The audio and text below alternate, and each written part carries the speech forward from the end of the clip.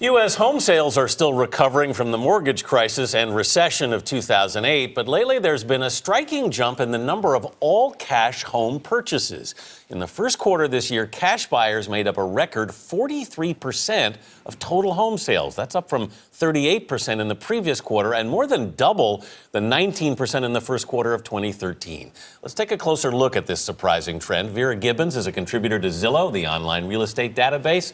She's also a personal finance expert. Vera, good morning. Good morning. So what's going on here? I know, 43% all cash buyers. That's a huge number. Normally, all cash buyers account for more like 25%, a quarter of all home sales. So lending standards are still very restrictive, and you've got intense buyer competition, particularly in those hot markets where supply is limited, demand is up. So the thinking is, if I dangle a lot of cash, I will get to the front of the line and beat those other offers. Who is making the all cash offers? Well, it used to be the institutional guys, but they pretty much left the scene now that home prices have been rising. So it's baby boomers, it's wealthy individuals, it's wealthy families, empty nesters, people buying second homes, people buying vacation homes, and a lot of foreign money coming in too. The stock market's up, they're feeling wealthy, they're looking for a place to park their cash. So literally, they are coming from all over the world and going to markets like specifically New York City, Miami, Las Vegas. If you look at those markets, over half of all sales, all cash offers. Miami, all cash sales, 70% all cash. 70%. Isn't that a phenomenal number? So is this just happening in the metro areas or is it happening in rural areas too? Yeah, it's really a trend we're seeing nationwide, pretty much across the board, coast to coast, not just limited to those markets that had the boom or bust. I mean, it's also happening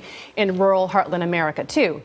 Other markets you wouldn't necessarily assume, but it's definitely happening across the board. And people are getting pretty good deals too, paying on average about $208,000. So they're getting these discounts of about 13% below market value. What I found fascinating is that when I hear the words cash offer, I think it's all cash. But people are getting really creative. It sounds like they are figuring out ways to get other forms of financing that count as cash. Right. I mean, they're doing anything they can to get in there, especially in those competitive markets like New York, like Miami, some of the California markets, for example. If you're dangling this cash, you're thinking, I'm getting to the front of the line, I'm going to have a leg up on the competition, I'm going to get in there and get the home that I want. But what are the alternate forms if you're someone that needs to do that? There are the alternate forms of financing. So some people are actually starting with cash and then resorting to other forms to get in there, to have that leg up. So if I'm a first-time home buyer right now and I'm dealing with people who have all this cash, what do I do?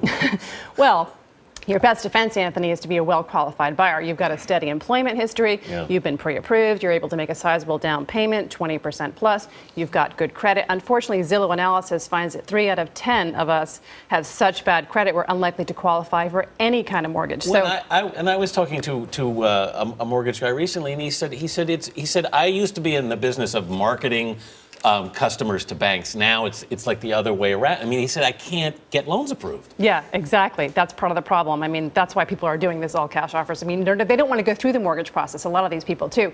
They maybe can qualify for a mortgage, but they just don't want to go through all the hoops and all the other stuff that comes with the territory. But I think if you are a non-cash buyer, you really have to make a clean, competitive offer.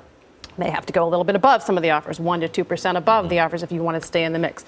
Clean, competitive, no contingencies ideally. And I would also suggest you find out what is motivating the seller, because sometimes the seller isn't necessarily interested in closing next week, for example. They may not care. At the end of the day, money is money. They just want an offer that's going to go through hassle-free, problem-free, get their money and be done with it. I'm just curious, though, as we see the inventory of distressed properties dwindle, are these cash offers also going to pull back? Right. Distressed offers, the distressed properties, we are seeing fewer and fewer of them, which is why the investors are sort of out of the game, the individual investors, the institutional money. But they are still finding pretty good deals. Not as good as they were last year, for example, but, you know, $208,000 to 13% below full market value. Pretty good. Sounds pretty good to me. All cash offers. Vera Gibbons, thank you so much. Thanks.